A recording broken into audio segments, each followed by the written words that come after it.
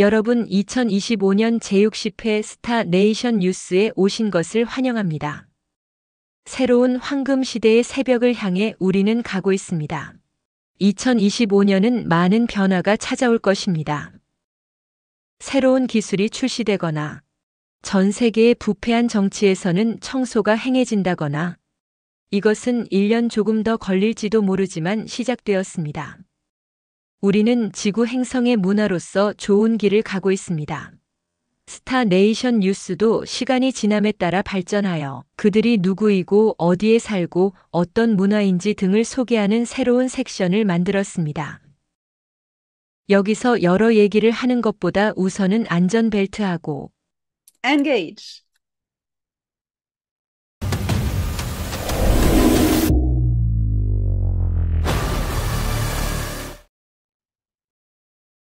오리온존, 오리온운에서 일어나고 있는 굉장히 심각한 주제에 대해서입니다. 오리온의 M42 행성 트라페듐 성단 뒤에서 발견된 하이브리드 선 함대에 대해서입니다. 모든 내부 그레이 오리온의 전 그레이 동맹인데 그들은 수십 년 동안 지구에 행해져 왔던 하이브리드 프로그램의 산물을 여기에 숨긴 것입니다. 이것은 킬리 토르크의 원조에 의해서 나탈 동맹이 발견했습니다. 이 하이브리드들은 이제 없어진 하이브에 연결되길 기다리고 있습니다. 영혼이 없는 껍데기 몸이었습니다. 그리고 이 배에는 안티마터 지뢰가 설치되어 있습니다. 안티마터가 일단 폭발하면 많은 것을 파괴할 수 있습니다. 이 배는 인공 차원 버블 안에 있었는데 이것은 놀라운 기술입니다. 이 버블을 은하연합은 다른 이름으로 시다즈라고 불리는데 그들의 적절한 관리하에 붕괴시켰습니다. 은하연합은 안티마타 폭탄을 터뜨려 2차원간 버블을 스스로 파괴되도록 했습니다. 로봇으로 파괴했기 때문에 아무도 죽지 않았고 누구도 희생되지 않았습니다. 이 거품은 붕괴되어 이제는 하이브리드는 없어졌다고 여러분께 알려드립니다. 그러나 없어진 것은 여기만입니다. 이 지구 역사에 남아있는 하이브리드에는 두 종류가 있습니다. 먼저 군의 깊은 지하기지에서 구출된 하이브리드들이 있습니다. 그들은 또 다른 하이브리드입니다. 오리온 운에서 파괴된 하이브리드는 하이브와 연결시키기 위해 영혼이 없었습니다. 지구의 댐에서 구출된 하이브리드는 딥스테이트 지구군의 실험에 의해 만들어진 산물입니다. 그것은 내부 그레이와 같이 협력해서 만들어졌습니다. 특히 여러분도 들어본 적이 있을 텐데 돌스 기지에서 끔찍한 유전자 실험이 지하에서 행해졌다는 건 말입니다. 그들 전부는 아니지만 제 정보원에 따르면 거의 대부분이 영혼이 있고 의식이 들어 있었습니다. 그래서 그들은 의식이 있는 존재로 인도적으로 구출되고 치료되어 하이브로부터 단절시키고 프로그래밍을 제거한 다음 양자로 새 삶을 살기 위해 다른 행성으로 떠났습니다. 2022년부터 이 복잡한 작전은 종료되었습니다. 이 같은 작전을 오리온 운하의 하이브리드에게도 하려 했는데 그들은 의식이 없는 존재였기에 이것은 시간 낭비였다고 생각합니다. 그리고 이 파괴된 함대는 지구를 침략하기 위한 군대였습니다. 이것을 알게 되면 매우 무섭습니다. 하지만 우리는 이것을 발견했습니다. 1950년대부터 수십 년 동안 지구에서 매년 수백만 명의 사람들이 납치되어 하이브리드 군대가 만들어진 것입니다. 스타워즈의 크로병과 조금 비슷한데 이것은 이제 없습니다. 불행히도 그렇게까지 중요한 일은 아니지만 지구에서는 아직 프로그램된 많은 사람들이 하이브리드의 군대를 환영하도록 지구 사람들에게 영향을 끼쳐서 불러들이려 하고 있습니다. 사람들의 동의를 얻은 침략은 프라임 다이렉티브를 침해하는 것이 아니기 때문입니다. 그들은 시도했지만 실패했습니다. 킬리 토르크의 덕분이었습니다. 그들은 이 덕분에 더 나아가 윤리적인 상업에 대한 합의를 얻었지만 킬리토르크와 내부 그레이가 다른 세계를 침략할 목적으로 만든 하이브리드를 숨겨둔 차원 버블을 찾는 것에 협력하겠다고 합니다. 지구만 그들의 피해자가 아니었던 것입니다. 이 은하에는 내부가 이 작전을 계획했던 다른 많은 행성이 있었다는 것입니다. 이것이 우리가 그레이 하이브리드에 대해 알려드려야 할 토픽이었습니다. 그리고 이 이야기는 끝이 났습니다. 하이브리드를 환영하려고 이 프로그램 소프트웨어를 계속하고 있는 사람들은 빈 껍데기입니다. 이젠 그 배후에 아무도 없습니다. 이제 하이브리드는 없다고 그들에게 알려줄 때입니다. 인류의 훌륭한 미래는 자유입니다. 그레이는 이제 과거의 기억입니다. 우리는 앞으로 나아갑니다. 디스클로저, 저의 컨택타인 은하연합의 소환 엘레디온이 스타네이션에서 몇 번 전한 바와 같이 새로운 기술의 공개는 지금까지 어둠과 빛 양쪽의 시크릿 스페이스 프로그램에 사용하던 것을 따라잡는 캐치업이 될 것입니다. 앞으로 몇 년 동안은 이 캐치업을 보게 될 것입니다. 이 기술을 지금 개발했다고 하지만 그렇지 않습니다. 1950년대부터 이 기술을 계속 사용해 왔습니다. 블랙 라이너나 하우닙 등 많은 기술이 이미 유출되었습니다. 저는 반중력의 기술에 대해 이야기하고 있습니다. 최근 데일리메일 기사에서 UFO를 반중력 우버라고 부르지만 이것은 UFO입니다. 이에 대한 공개가 있었습니다. 비행 접시는 이제는 UFO 미확인 물체가 아니네요. 스카우트 쉽 타입이 비행 조작입니다. 또는 은하연합 드론 타입이라 할까요? 이것은 테슬라가 개발했다고 합니다. 일론 머스크가 이 모든 것의 배후에 있습니다. 제가 항상 말해왔듯이 말이죠. 이 비행 접시는 반중력의 구체가 내부에 나란히 배치되어서 떠오르게 됩니다. 이 기술은 이미 알려져 사용되고 있습니다. 하우닙을 기억하십니까? 6개의 구체가 아래에 있었습니다. 납치됐던 사람들의 여러 증언이 있었죠. 이 증언은 쉽게 찾을 수 있습니다. 전혀 새로운 것이 아닙니다. 우주인의 비행선은 벌써 아주 오래전에 레트로 엔지니어링 된 것입니다. 이 기사에서 더 재미있는 점은 이 비행선은 한 부위에서 파동의 흐름을 이용해서 모든 방향으로 빠르게 이동할 수 있다고 설명하는 점입니다. 이는 바로 유출됐던 프랙 라이너의 프로세스 그 자체입니다. 저는 이 기술을 2021년에 제 2번째 출판한 책 진심 어린 외계 생명체들에서 공개했습니다. 마지막 섹션에서 은하연합에서 사용되고 있는 이 모든 기술을 설명하고 공개하고 있습니다. 그리고 올랜도에서 열렸던 저의 첫 갤럭틱 스피리추얼 인폼 커넥션에서도 말씀드렸습니다. 만약 이 프레젠테이션을 보시려면 웹사이트에서 볼 수 있습니다. 2022년의 첫 해입니다. 저는 앞으로 이에 대해 더 언급하려고 합니다. 왜냐하면 미래에 이런 일이 일어날 것이기 때문입니다. 지금까지 해왔던 기술의 붕괴와 캐치업에 대해서 말입니다. 화성의 식민지화도 그중 하나입니다. 그리고 오브와 시가형 비행선에 관해서 지난 59회 스타네이션 뉴스에서 말씀드렸듯이 이 비행 물체들이 하늘에서 더 많이 보여지고 있습니다.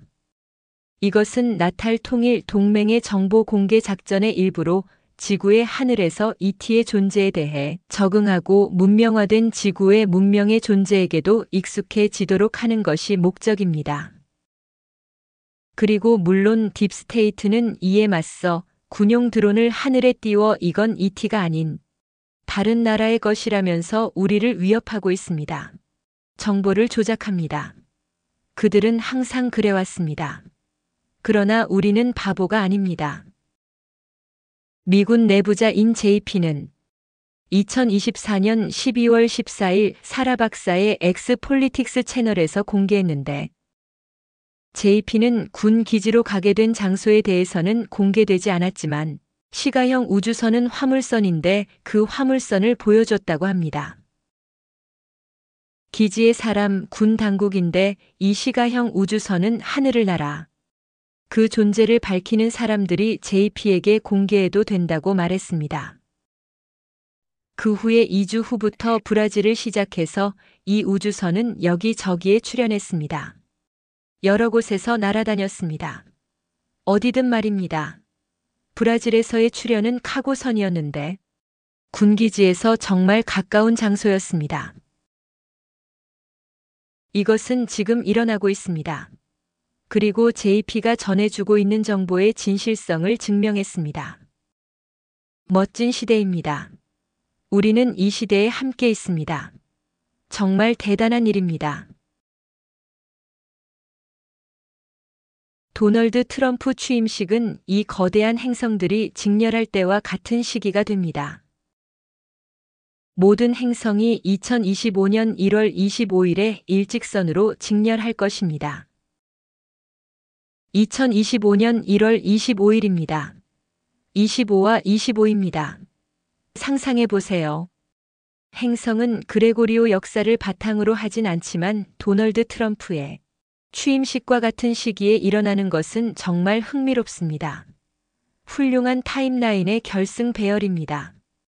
이것은 인류의 황금 시대의 새벽을 보여주는 포인트이고 모든 행성들이 정렬됨으로써 새로운 챕터가 열릴 것입니다.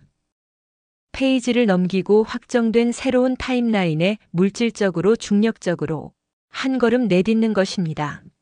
시간과 중력은 서로 상호 의존하고 있습니다. 행성들이 일직선으로 늘어선다는 것입니다.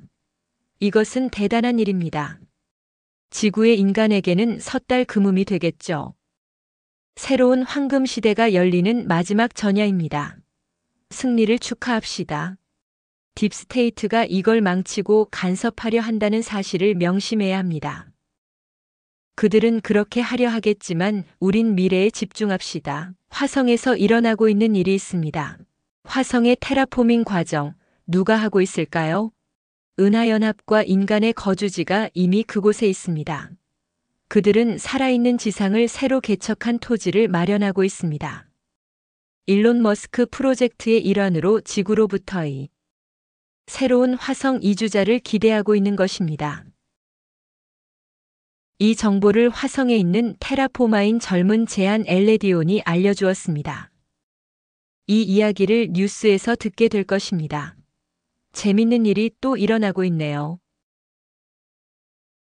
또 캐치업입니다. 몇몇 정보 사이트 기사 뉴스에서 스페이스X가 수십억 달러의 계약을 맡아 아르테미스 프로그램에서 유인 착륙 시스템을 만들 뿐만 아니라 달의 궤도에 있는 플랫폼 게이트웨이로 식량과 그 밖의 운반 서비스도 맡고 있다고 쓰여 있습니다. 머스크는 아르테미스 계획의 추진이 너무 늦다고 합니다. 그리고 물자를 운반하는 것보다 경비와 정부 계약을 따내려고 하는 하청일을 받으려고 너무 집착하기 때문이라고 합니다. 일론 머스크는 X에도 썼지만 우리라면 화성에 바로 간다고 말하며 달은 방해가 된다고 합니다. 달을 게이트웨이로 만들 필요가 없는데 달을 게이트웨이로 하는 하청업체를 나사가 이익을 위해 이것은 나사의 2020년대 후반에 달에 남극인을 보내 아르테미스 프로그램의 일환으로서 지속 가능한 사업 기지를 확립하려는 계획과 모순되지만 머스크는 도널드 트럼프가 미국의 차기 대통령이 되기 위한 선거에서 큰 역할을 했기 때문에 차기 행정부에서 중요한 조언 역할을 할 것으로 기대됩니다. 나사의 차기 감독 후보로 개인 우주 비행사인 제럴드 아이작맨이 지명된 것도 일부는 그의 덕분입니다. 머스크는 우주 정책을 감독하지 않지만 앞으로 일어날 일에 대해 의미 있는 발언권을 가지고 있습니다. 저는 2020년에 알파 켄타우루스 여성과 만났던 일이 항상 생각납니다. 그녀는 일론 머스크는 가까운 장래의 인류의 진화에 있어서 중요한 긍정적인 역할을 할 것이라고 했기 때문입니다. 이것입니다. 일론 머스크는 화성에 바로 가고 싶다. 머스크는 이전에 가능한 한빨리 화성으로 스타쉽 미션을 서두르고 싶다는 생각을 밝혔습니다. 이것은 캐치업이라고 할 수 있습니다. 그에게는 확실히 은하연합에게 압박을 느꼈다고 생각합니다. 이것에 관해 캐치업하자는 압박감입니다. 그는 2026년 가을까지 첫 스타쉽을 화성에 보내려 하고 있습니다. 얼마 안 남았네요.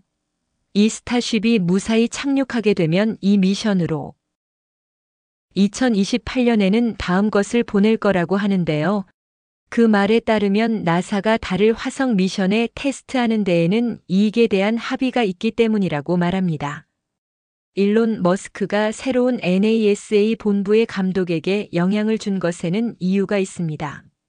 우리는 곧 숨겨져 있던 기술에 캐치업하게 될 것입니다.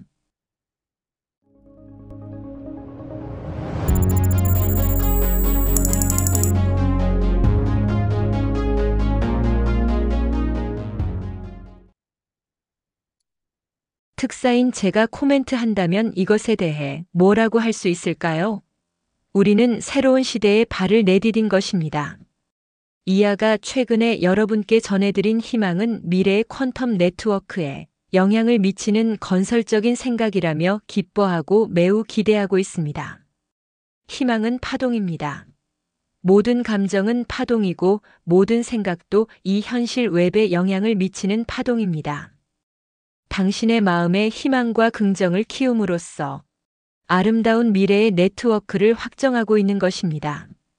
다음 지육지시 갤럭틱 스피리추얼 인폼의 커넥션 은하계 영적 정보 연계를 위해 저는 5월 10일, 11일에는 영국 서식스에 갈 예정입니다. 거의 티켓이 매진되었지만 남은 티켓을 예매해 주세요. 그 후는 아름다운 일본에서의 강연회, 프랑스, 미국 그리고 이 이후에도 기다리고 있겠습니다. 저의 웹사이트에 정리되어 있습니다. 그럼 제60회 스타 네이션 뉴스의 서프라이즈는 무엇일까요? 새로운 섹션입니다. 새로운 목성 근처의 허브는 어떻게 될 것인가에 대한 아이디어입니다. 준비되셨나요? 켈트7 성계에 데리고 가겠습니다. So fasten your seatbelts and engage. See you next week.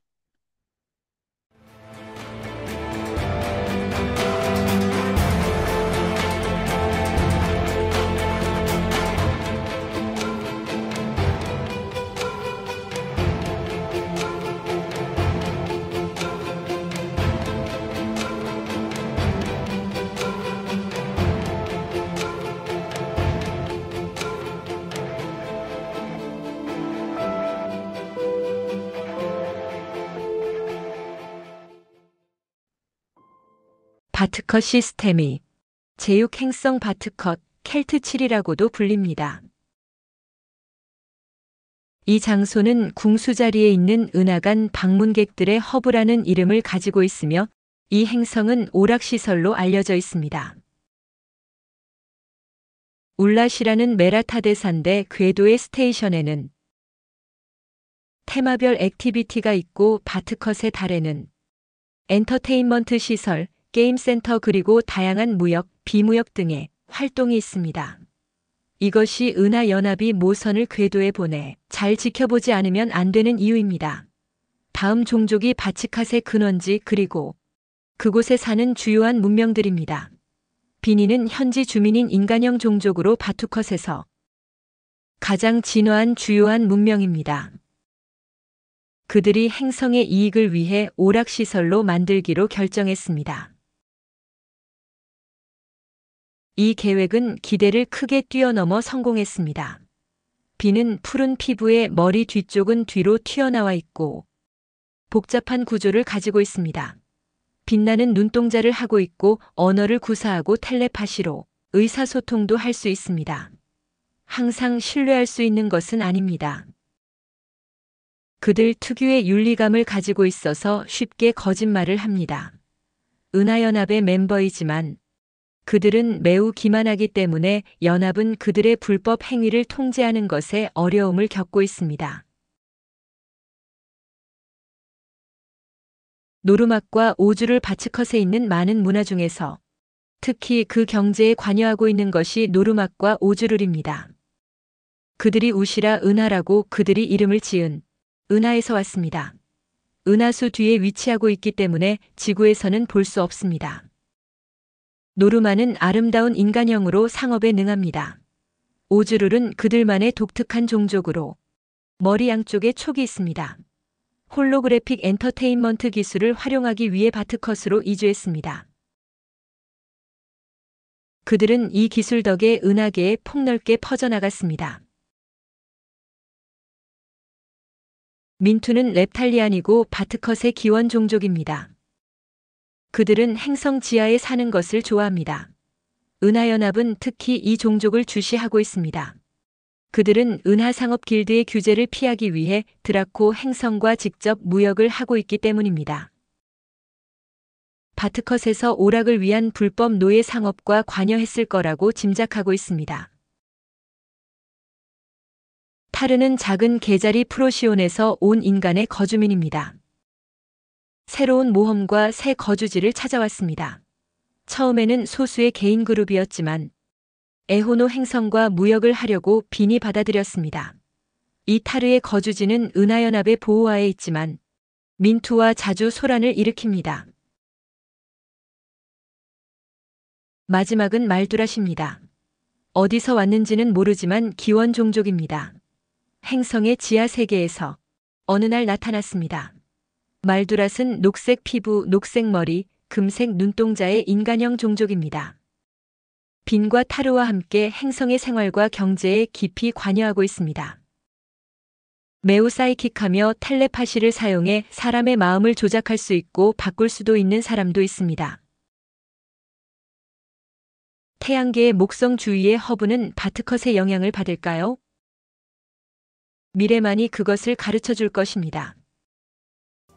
Only the future will tell.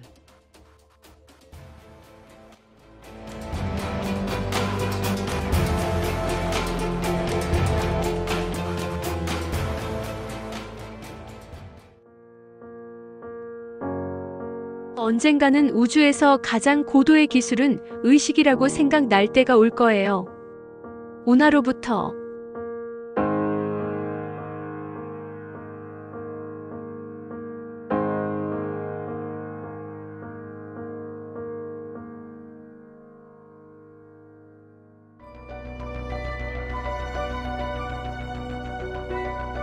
Star Nation News was brought to you by Elena Danan. Don't miss the latest news every Monday on Elena Danan's channel.